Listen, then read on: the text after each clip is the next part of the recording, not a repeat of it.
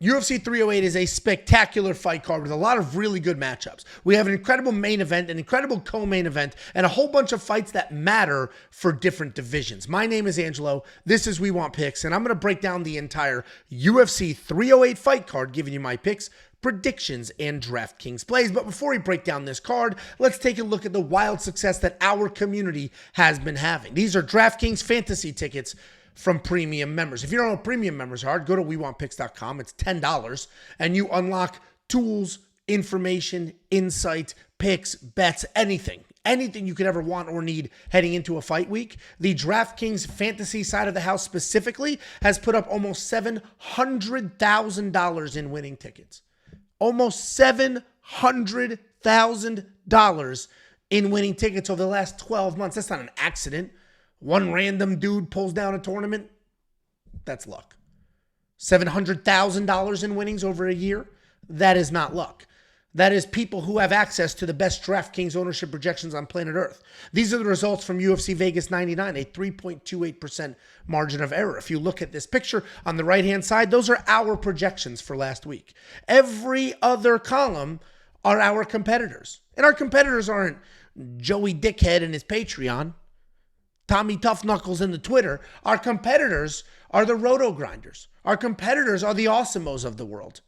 Scotastics, these giant DFS companies that have millions and millions of dollars invested. Those are our competitors. And we still smoke them week in and week out on the ownership projections. And the ownership projections matter very much when you're chasing those giant payouts. They're also preloaded into this DraftKings optimizer that you can use to build lineups for you. This will spit out one lineup. This will spit out 150 lineups. And it'll do so using the best ownership projections in the game. You get the point by now. Week in and week out, best projections. Week in and week out, the bets are hitting. Week in and week out, the community is doing well. It's not an accident. WeWantPicks.com. Click Become a Member. You'll unlock an entire month's worth of access. That month includes not only UFC 308, but 2 fight nights and then UFC 309 on the back end. Let's go ahead and break down this card. We have 13 fights. We originally had 14 fights. We lost the Said Nurmagomedov fight. We lost the Rinat, it's not Rinat, he's not Brazilian, Rinat Fakhretdinov fight, but he got himself a new opponent, so he is back on the board. And let's just start at the bottom, work our way to the top. And for some reason, they have Rinat at the bottom. He is not the opening fight, so we're going to go in my fight. Actually, we'll just start with the Rinat fight. I don't care. Rinat Fakhretdinov, $8,900. He will be in my DraftKings fantasy lineup. He's got to be. This guy puts up numbers. The only time he didn't blow past his salary was in a draw. And this was a sketchy fight, to say the least, because the reason it was a draw is he won 2 rounds and then was almost finished. Gave up a 10-8, so it ended up being a draw. But let's say they gave him the 30 points. Let's say he won a decision.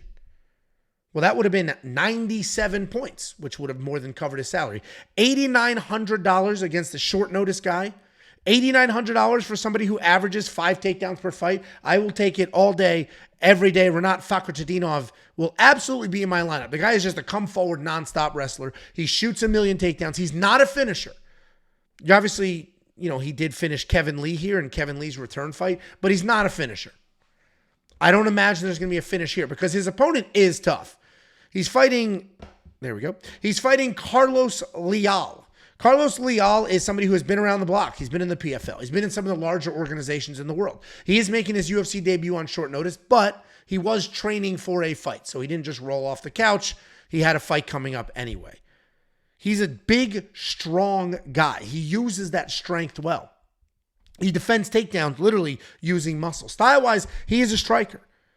He's got good forward pressure. He's got a big open stance, and that does leave him to get hit.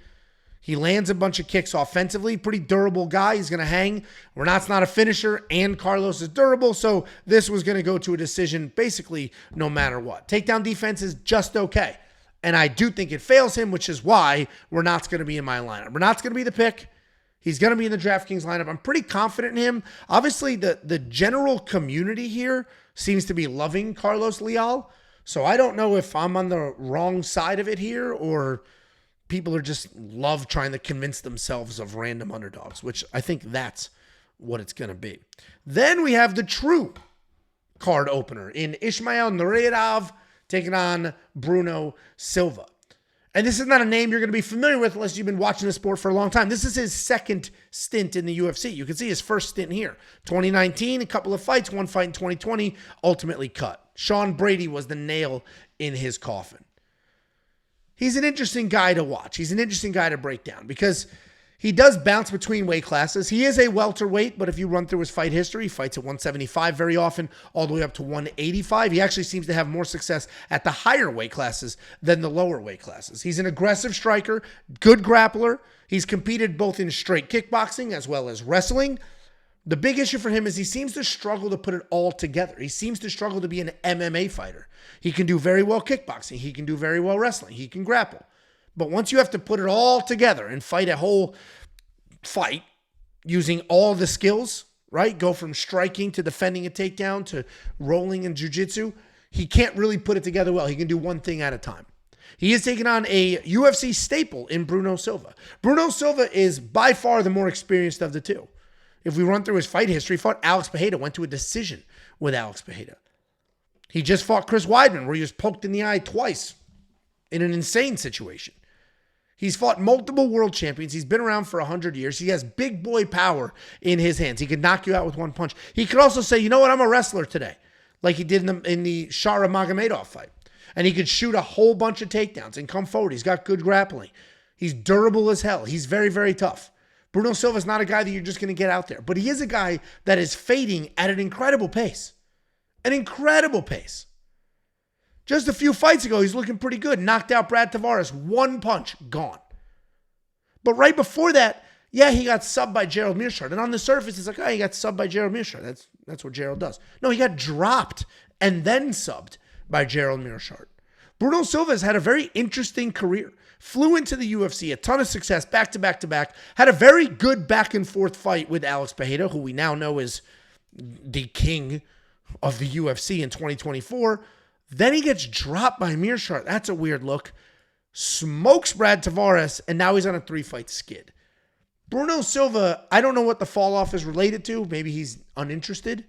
Maybe, I don't know what it is, frankly. So I got to go on the other side. I'm not going to pick Bruno Silva to win. I'm picking Ismail to win, but he's also an unreliable guy, especially if Bruno Silva shows up reinvigorated, ready to go. He's got the skills. I'm just fading him because of his recent performances, his last year worth of performances. Essentially, you can say 2 years worth of performances with one big boy punch in between. So I'm going to fade Bruno Silva, even though he's the more experienced guy here, the more dangerous guy here. I just think a little younger, a hungrier Ismail could have some success. I'm not going to have either one of these guys in my DraftKings lineup. We got a bunch of heavy favorites that we have to squeeze in there, which means we're going to have to work with some heavy underdogs as well. Then we have Farid Basharat. And Farid Basharat's taking on Victor Hugo. This is absolutely a clash, not a crash, you idiot. Clash with an L of styles. Farid Basharat's a traditional martial artist. He has a taekwondo background and a big, wide taekwondo stance. Lots of bouncing footwork. He's not a finisher on the feet. He is a technical striker who'll work in and out of range really well. He'll touch you up, he'll be gone. He takes no risks whatsoever. He also is a high-level wrestler. The wrestling is what he's going to need in this fight. He had 5 takedowns in his last fight. He has multiple takedowns in every fight that he's in because unlike his brother, he is far more aggressive with the wrestling. He comes in, busy, busy, shoot, busy, busy, shoot, busy, busy, shoot. Farid Basharat should win this fight.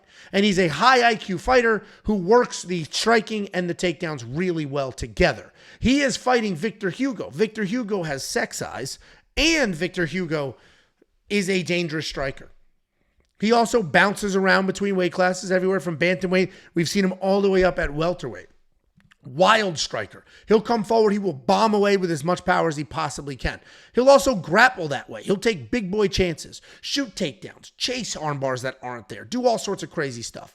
But ultimately, even though he is probably the more dangerous of the two fighters, certainly the wilder of the two fighters, I think Farid Basharat's going to get this done. I think he's going to stay on the outside with the taekwondo, come in, shoot a takedown. As soon as Victor plans to throw big, he's going to be taken down. I'm very confident in Farid Basharat to win this fight, but that guy scores like absolute dog shit in DraftKings. And obviously, I'm going to go back and I'm going to show you a fight where he scored really well, 112 points. That was against Clayson Rodriguez. He got the submission. He's not getting the sub here. 87 points in a fight where he had 5 takedowns. 82 points in a fight where he had 3 takedowns. He's just not busy enough. And he has too much control. He's too good. He's not finishing. He controls the fights too well. He's not worth $9,600, even though I'm very confident that he wins here. Then we have Kennedy Nzechukwu taking on Chris Barnett. This is a last-minute switcheroo. Kennedy Nzechukwu has had 3 different opponents on this card. This is also at heavyweight. Kennedy Nzechukwu is a light heavyweight. This fight is at heavyweight. Kennedy Nzechukwu is a guy that has all the talent, but seemingly none of the drive inside the fights. He's a humongous guy. He's got power in his hands, phenomenal clinch work. He's never out of a fight. Multiple fights has come from behind victories. If we go look at the Nick Negumereanu fight, that's not a great look, obviously, for a come from behind victory because he got smoked. But if we take a look at the Carlos Ulberg fight, Carlos Ulberg was putting on a clinic. Cracked him. Marquez cracked him. Kennedy Nzechukwu is a guy that, if he is on, is very, very dangerous. If he connects, he's very, very dangerous. But the fact that he can come from behind means he was behind. And just like his last fight against Ovin St. Preux, sometimes he just doesn't get going. He's a little flat-footed, stares at you a little bit. And even if you get him to start striking, he's not necessarily looking for a finish at all times. He's a dangerous guy. He's a good fighter, but he is unreliable. Look at this salary, $9,400 in his last fight. He was a minus 550 favorite, and he blew it against a 40-year-old man who was knocked out in his next fight. So Kennedy Nzechukwu, big, strong, dangerous, but not reliable and not very busy. He is taking on Chris Barnett. Chris Barnett was supposed to fight a few weeks ago, but then the hurricane blew through Tampa, where he lives. So he had to pull out of that fight, understandably so. He is now being shipped off to the other side of the world and getting sort of an upgrade here. He's fighting on a big boy pay-per-view in a beautiful part of the world. He's also coming back after a full 2-year layoff. And yes, he did just beat Collier, who's no longer in the UFC. He knocked him out 2 years ago. But the problem with Chris Barnett is, well, so the layoff, he had a lot of personal stuff going on. The problem with him is he's very talented. And that is a problem because it's natural. He's just naturally gifted. The dude does not look like it, but he's insanely athletic. Can literally just do backflips standing without running. If he wants to run, he'll do a full back handspring. Like, he can do anything he wants to do. And that's just how he was born. And those are the skills that were just given to him. The problem is sometimes when things come easy to you, you don't develop the work ethic. He has never been known as a guy that works hard in the gym. He's never been known as a guy that'll just do what he needs to do and learn and get better and improve. He's basically been the same fighter for the last 5, 6, 7 years. But that fighter's pretty good. Wildly athletic, has power, can be dangerous, and he's not a quitter. Even though his cardio will fail him, he is not a quitter. He'll continue to fight, and he fights like an absolute dog. I do not think Chris Barnett wins here, but he can. He absolutely can. We haven't seen the guy in 2 years. It's hard to trust or distrust the guy that you haven't seen in 2 years. So I'm not going to have either one of these people in my lineup. Kennedy Nzechukwu should not be in your lineup at that price point. Not off what he's done in the past. But Chris Barnett, listen, have one lineup. If you're chasing that $100,000 payout, have a lineup or two with him in there. You just never know. $6,500. He can certainly win. He doesn't suck. It's just been a few years away, and I know he hasn't been grinding or hitting the pavement. So we'll see how that fight works out, but I'm probably going to fade both sides. Again, you want some exposure in your giant tournaments? Feel free. Then we have Abus Magomedov taking on Bruno Ferreira. Abus Magomedov is a guy that we can't figure out if he's good or not yet. We just can't. He beat Dustin Stoltzfus, but who doesn't? Then Sean Strickland walked him down, lit him up, and he quit. Then Kyle Barallo took him down a bunch of times, got it done. Then he comes back, gets a close decision where he only lands 22 strikes. I'm saying close. It was basically he turned into a Nurmagomedov. But he only landed 22 strikes in a fight against an older dude who also should no longer be in the UFC. So Abus is a bit chinny. He's a guy with unreliable cardio. Obviously, his cardio in his last fight looked pretty good, but he was, in his mind, fighting for his job. What I did like to see, though, is the wrestling. The 6 takedowns is like, okay, so he can work that game plan. If he gets in trouble on the feet, he can go that route because we know his chin isn't going to be there. The fact that Sean Strickland And yeah, I know he dropped Izzy and became the world champion and all that. But at the time, Abus might literally have been the only human being that Sean Strickland hurt with a punch. Okay? Abus has the skills, but he hasn't quite lived up to what the hype was supposed to be just yet. He also can be very hittable. And that's going to matter here because he's fighting just a short little tank powerhouse of a man in Bruno Ferreira. Bruno Ferreira is a powerful striker. He is light on his feet. He's bouncing. He's constantly mixing up his attacks. And he comes in and he just goes hard in the paint. He will take his time early. He doesn't just come out guns blazing. He'll wait for his openings. But when he sees his openings and he enters that pocket, he absolutely lets his hands go. He has huge one-punch knockout power. And he can wrestle. And when he wrestles, he'll shoot big-ass takedowns, run right through him, pick you up, slam. Everything he does is explosive. It's fast. He's got power. His cardio is not very good, though. He's had a nice little run here in the UFC. He is 3-1. The one loss is to Nursultan Ruzeboyev, where he ate a huge punch, like almost instantly. Just boom. And then that was it. And that's going to happen with some of these heavy leather guys. Smoked Phil Hawes, smoked Dustin Solsfus, which isn't the best. His UFC debut is what was impressive. Short notice against Gregory Rodriguez and absolutely sparked him. This is a pretty straightforward breakdown. If Bruno Ferreira can connect early, same way he did against Rodriguez and others, if he can connect early, he absolutely wins this fight. But if Abus can weather the storm, start to wrestle like crazy, then Abus will take over and win. So I'll let you make that decision. I'm going to ever so slightly lean Bruno here because the upside of the potential for a knockout is the way I want to go. But these new gloves, he's in enemy territory.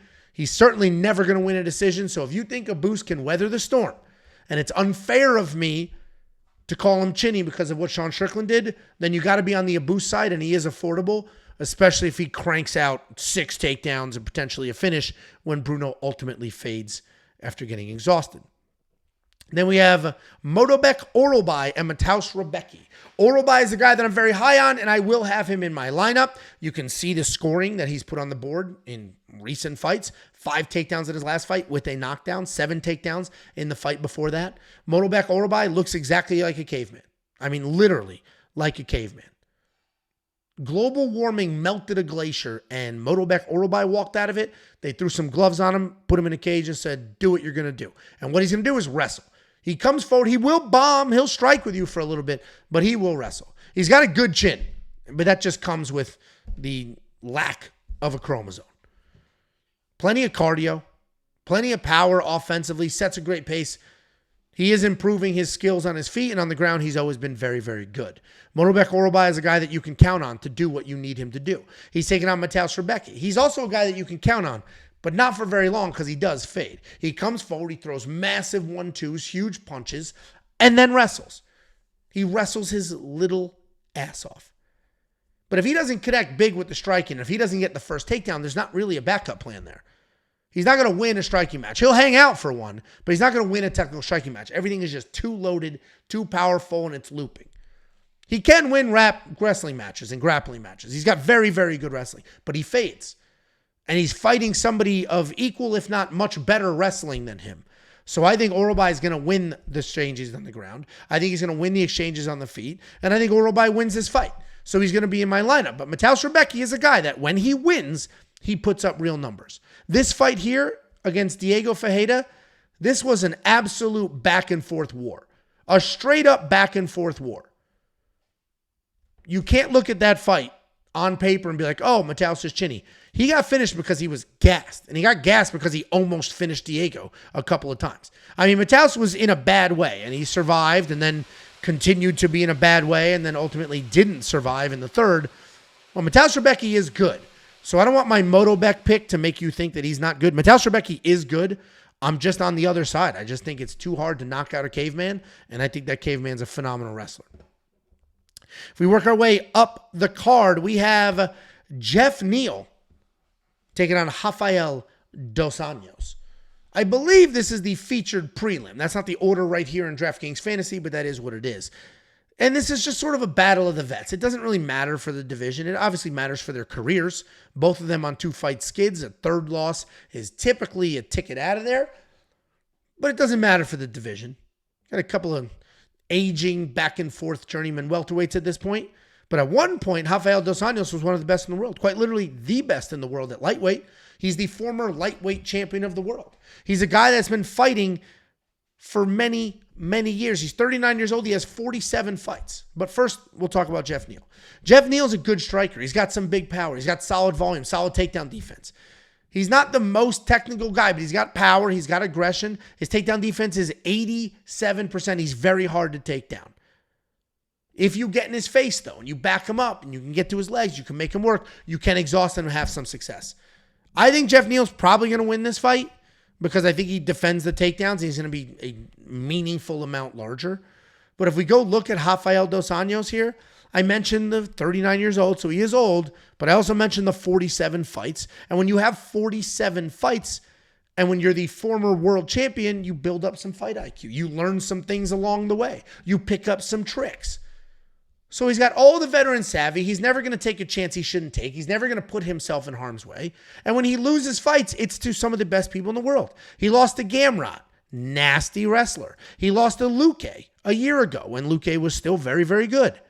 He smokes Brian Barberena as he should. He loses to Fiziev, who's one of the best strikers in the division. Beats Moicano, beats Felder. Before that, loses to Michael Chiesa. That's not a great win.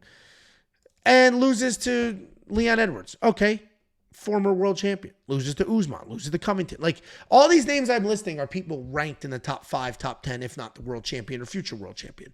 Rafael dos Anjos is a grappler at heart who has developed his hands over time, working out with Rafael Cordero, cleaned his hands up. He has a few fights in here where he hung in the striking and won the striking exchanges, didn't even need to wrestle.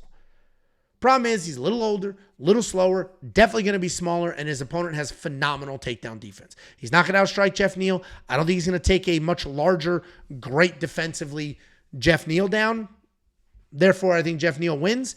I don't think Geoff Neal is going to be worth the money, though, because Rafael dos Anjos is a durable guy. The only finish loss in the last, let's see how many years we have to go back. The only finish loss in the last 8 years was the Rafael Fiziev in the 5th round. So I think we're good with this going to a decision, which means Geoff Neal's not going to score that incredibly well because he's not going to be offensive wrestling. Then we have Ibo Aslan taking on Rafael Sequeira. This fight flipped. Ibo Aslan is the favorite in DraftKings Fantasy. He was the favorite on the sports books when these odds dropped. He is now squarely the underdog. A good size underdog, and that line continues to widen. And I'm surprised. They're both sloppy. Ivo's very, very sloppy. He's a heavy-handed striker. He can knock you out with literally half power. He doesn't even need full power. Little short hooks will do the trick. He is sloppy. He's wide, but no matter what he's doing, it has power everywhere. Plenty of power in his hands, plenty of power in his feet. He's not looking to wrestle.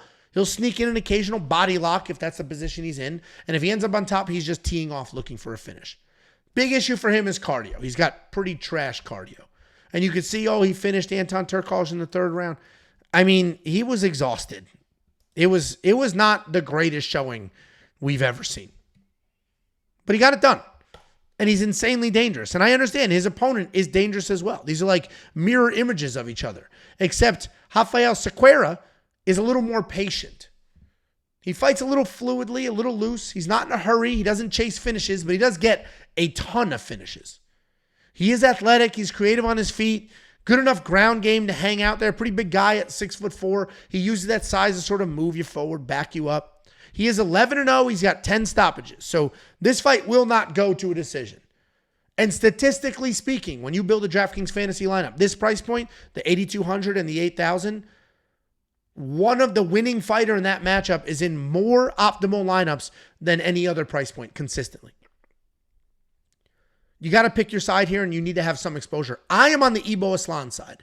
Obviously, in DraftKings Fantasy, he's the more expensive fighter.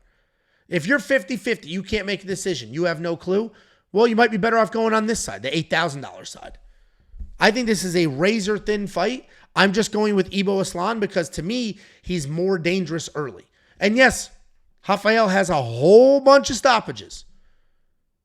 But Ibo's the one who's immediately looking to take your head off coming out hot. If he doesn't get it early, there's going to be a little bit of trouble here. But I'm going the Ibo Aslan side. I will have him in my lineup at that $8,200. I wish this pricing reflected the underdog status, but it is what it is. If we work our way up, we have the main card opener, Shara Magomedov, taking on Armen Petrosyan. Listen, guys, listen to me very, very clearly. This is a controversial fight.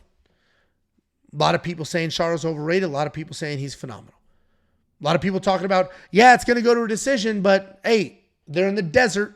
The desert guy's going to win the decision. I'm going to tell you this right now. Shara's not going to be in my lineup. I'm not going to have him in my lineup. And yes, you can see here, he actually did score pretty well in the Bruno Silva fight, especially considering he was taken down like 5 times. He finished Antonio Tricoli, but that's a joke. I mean, that was a joke. Antonio Tricoli took that fight on like 4 days' notice, had to fly from Vegas to Saudi Arabia. So there's no credence to that. I don't care about this win. It wasn't even fun to watch. Felt like it took forever for anything to happen. Same with the McCall Olenjacek fight. This is a very typical Shara fight. 74 points. Landed 97 significant strikes. Pretty sure it was all kicks. And Shara's good. I actually think Shara's going to win this fight. But he's not the wild, dangerous guy that they build him as. What he is a pretty active striker who uses more kicks than punches, but he's always backing up. He's bouncing real light, kick, back up. Kick, back up. Punch, kick, back up. He's never just planting his feet, moving forward, chasing that knockout. And he doesn't need to. Entertainment's sake, that would be great. Obviously, for career's sake, he doesn't need to. He's undefeated at 14-0. But pre-UFC, he was finishing everybody. 11 stoppages. Actually, 10 before he got to the UFC. 11 today. But the only stoppage he has in the UFC is against a guy who took a fight in a few days' notice and had to fly to the other side of the world. I think this fight goes to a decision. Shara Magomedov is good. I think a lot of we should fade him, he sucks type energy here is because he has disappointed us. The UFC told us that this gap-toothed, one-eye, crazy hair-having guy was a psychopath murderer inside the cage. But then what we get is a point fighter. So I think that disappointment has clouded some of our opinions of him. He is good. I do think he wins. But if we take a look at Armen Petrosyan, specifically this Christian Leroy Duncan fight, that fight, if he fights this the exact same way he beat Christian Leroy Duncan, he can win. Because Armen Petrosyan's a very good kickboxer. He's a fun, professional kickboxer. He was a kickboxer before he came to the UFC. Sometimes he can be a brawler, rely a little bit too much on his chin. We've seen that in previous fights. But in the CLD fight, the Christian Leroy Duncan fight, he was technical. He used just good old-fashioned clean technique. No spinning, no craziness. Good, clean technique. If he uses that here, and Shara's bouncing around like crazy, and Armen just stays nice and tight, moves forward the way he's supposed to, throws punches when Shara throws kicks. If he does all that, he could absolutely sneak out this win. I'm fading both sides. I don't think Shara's going to come anywhere near his price point, even though I do think he wins a decision. I think he's going to look exactly like his last fight. A 70-point-something decision where he's basically on a bicycle landing kicks the whole time. I don't think Armen's going to be able to really get to him. Armen hasn't been a true knockout kind of guy.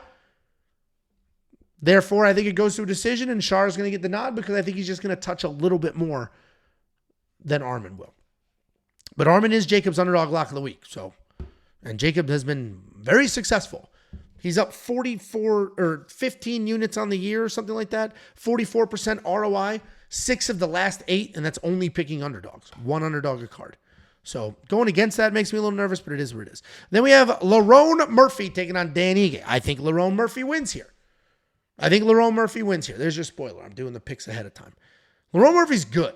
We saw how good he was in this win over Barboza. He's in a 5-round fight over Edson Barboza, and he looked spectacular the entire time. Yes, he got in trouble. He got dropped. He almost got finished at one point, and he survived, came out, continued to move forward, continued to win rounds. He also worked in takedowns when he needed to. He's a good striker. He moves incredibly well. He's got a ton of power. He'll light up your body, remove himself from the pocket entirely, come back in, light up your head.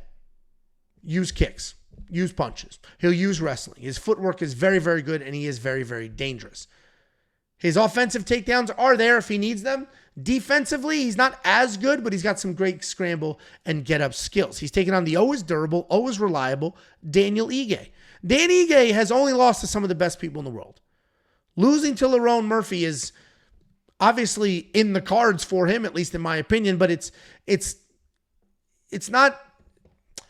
I'm trying to figure out how to word this. I don't want to be disrespectful to Lerone and say he's the worst person he's lost to.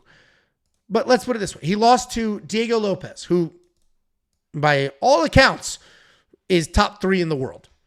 Before that, he lost to Bryce Mitchell, a wild specialist who's just going to nonstop shoot takedowns and sort of grind and drag. Before that, Evloev, phenomenal wrestler. Josh Emmett fought for a title. Korean Zombie when he was Korean Zombie. Calvin Kattar before he turned into a bum. And then look at all of these wins. Like, Dan Ige is good. He is durable. He is reliable. I just don't think he's going to be good enough. I think Lerone Murphy's going to be a little faster, a little cleaner of a striker. I think Lerone Murphy's just a little too good to lose here. What he did against Edwin Barboza, who's much faster and a much more technical striker than Dan Ige is, was impressive. So I think Lerone Murphy will have that same success here, and I think Lerone Murphy wins. Another situation where I don't necessarily think he's going to be worth that price tag, because we have some people in here that are wild, busy wrestlers who will put up some monster numbers, like the Rinat, like the Myktybek Orolbais of the world. So I'm probably going to fade Lerone Murphy, even though I do think he wins. Magomed Ankalaev at $9,400. I'm not a Magomed Ankalaev fan. I'm not a fan of his fans. The Magomed Ankalaev fans are some of the most delusional people on planet Earth. The number one narrative that these people love to spin is Magomed Ankalaev should have gotten the title shot against Alex Pereira. It's embarrassing that Khalil got the shot. And then I would say, well, Khalil Roundtree had a 5-fight win streak. 4 of those were by knockout. He literally had the longest active win streak in the light heavyweight division. Much longer than Magomed's. Dude, bro, he knocked out Anthony Smith. That gets you a title shot? Let's take a look. Here's Anthony Smith. Magomed Ankalaev also beat Anthony Smith. And you're going to say, whoa, he knocked him out in the second round? No, he didn't. No, he didn't. Anthony Smith, broke his ankle or some dumb shit. So that was an injury. What was Magomed Ankalaev's next fight after that? Oh, he fought for a title. Did he win the title, though? So he got a title shot. Did he win? No, it was a draw. You know why it was a draw? Because Jan Blachowicz, who is a senior citizen, Jan Blachowicz lit his legs up. Just destroyed this dude's legs. He was hopping around like the Easter Bunny. So Magomed Ankalaev had his title shot and he absolutely blew it. Then the UFC, because the UFC is obsessed with giving Ankalaev opportunities, they said, tell you what, we'll give you a title shot after a freak injury with Anthony Smith. Okay, you didn't win the title. You kind of blew it. You didn't win the title. That's embarrassing. Here's the chinny. We'll give you the chinniest guy in the entire division in Johnny Walker. Kind of blew that too, right? Illegal moves, a foul. Can't win that fight. Hey, we'll let you run it back with Johnny Walker. We'll let you run it back. Please. Please beat Johnny Walker. So he finally does. Took him 2 rounds to do it.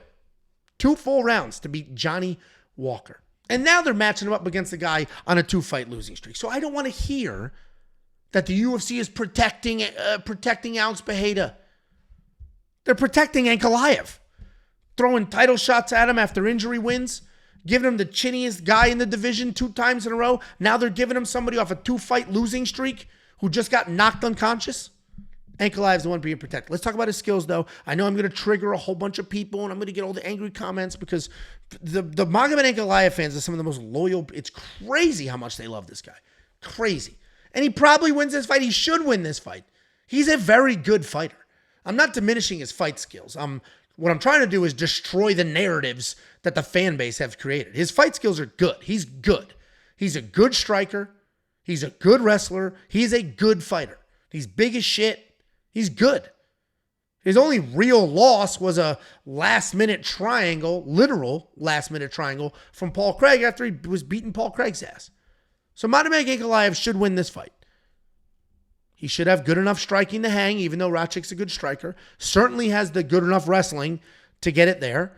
And let's hope he doesn't make any stupid bonehead mistakes. But we did see in the Blachowicz fight, he is very susceptible to leg kicks. And he's fighting Alexander Rachik. Alexander Rachik, plenty of leg kicks. He's a good technical striker. He's a bit chinny, but he's a good technical striker. He's dynamic.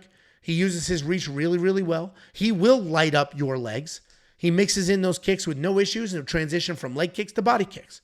He'll leave the pocket, come back in, come to the head. He doesn't look to brawl. He fights technical fights. Low volume guy, but he is technical with fantastic footwork. He was just finished by Yuri Prochazka. Was having success early. Ultimately, Yuri's durability caught up to him. Jan Blachowicz finished his ass. His last win was all the way back in 2021 against Thiago Santos, who basically has no knees whatsoever and is no longer in the UFC. But this is the guy that Ankalaev, the number one contender, this is who the UFC gave him because the UFC is protecting Alex Pereira. That rant is over. Ankalaev should win, and honestly, he probably should be in your lineup. You're going to have to decide between him and some of the big boy wrestlers because he probably finishes Rakic here. Rakic gets finished. And Ankalaev can finish. He can finish on the ground. He can finish on the feet. But if Rakic comes in here with a phenomenal game plan, just touching the legs, touch and go, touch and go, touch and go, touch and go, touch and go, he could sneak one out. They'll never give a close decision to Rakic, not in this territory, but it's possible. I'll be rooting for it. I'm a big-time hater. Angelo, why do you hate? Yeah, I hate him. Honestly, the reason I don't like Ankalaev is the fans. The fans did it to me. And don't watch this like I'm crazy for saying, we're all the same. We are all the same. We all decide we hate people for no reason. I decided I hated him with the unreasonable outcry from the fans, throwing hissy fits. It's crazy. You get these rabid, clueless fan bases that are, it's beyond reason. They can't even just look at something and be like, yeah, you're right. I can see. If the Ankalaev fans were like, yeah, he should have gotten a title shot, but Khalil, 5 wins, 4 knockouts in a row, it's no big deal. Then I wouldn't hate this guy. But that's not how the fans reacted. Then Khalil went out there, put on an all-time performance in a spectacular fight that he was winning. Khalil was winning that fight. And they still, all right, that's enough. Sorry, I ate up 8 minutes of this video to hate on a dude who's going to dominate a fight. Then we have the main event of the evening, Khamzat Chimaev taking on Robert Whittaker. What I will tell you, I didn't know this. I just found this out yesterday after my bets are in. Did you know Khamzat Chimaev is like openly like, I'm very depressed. I'm dealing with depression issues. Talk about his kid needs surgery. He's got like a 1-year-old son that needs surgery. I think it's a kidney or something. So this guy's got a whole shitload of stuff going on right now, and that kind of affects things a little bit. All I saw before hearing all that, before I placed my bets, all I saw was Khamzat Chimaev training with an Olympic wrestler and kind of working him. And that's when I was like, damn, dude, the wrestling is phenomenal. It is next level wrestling. And that's all he's really going to need here. But Khamzat Chimaev, undefeated, 13-0, controversial, as we all know, really made his claim to fame on this stretch right here. The COVID stretch. Fought 7-15. 10 days later, fought. Just 2 months after that, fought. Then it started to like level off a little bit. Then he started to take breaks, a full year basically between these fights. And yes, he beat Jing Lang, beat him quick. Remember he had him in the air and he was talking to Dana White while holding Jing Lang in the air? Then, not quite a year, but almost a year, he fights Gilbert Burns. It's a back and forth war. He chooses really not to wrestle. You'll see the 2 takedowns, but he could have wrestled far earlier and just chose not to. Then he misses weight, fucks up an entire pay-per-view, fights Kevin Holland. Then you got to wait another year. He fights Kamaru Usman, where he smokes him in the first round, beats him in the second, fades big time in the third. And that is important to note. The fading, the lack of cardio is important to note for a few reasons. One, he blames it on COVID. He says, I got COVID. I forget when he got COVID. Somewhere, let's say it was here. We'll just make up a timeline. He got COVID at some point. It was bad. He was hospitalized. It was bad. He's also been hospitalized like 5-6 times with all sorts of random ailments. But he was hospitalized. And he's never been the same since. The cardio's not back. And I'm pointing all that out because this is a 5-round fight. And don't let me convince you of anything because I'll be rooting for Robert Whittaker. I think Khamzat wins, but I will be rooting for Robert Whittaker because Robert Whittaker is an all-timer. I love this guy. One of the best middleweights to ever do it. He's got great striking. He's got great grappling. We will hang on the outside, kick your legs, then come rushing right in, chasing the head. He'll work in offensive takedowns. He's got good defensive takedowns. The only real knock on Robert Whittaker is he's kind of chinny.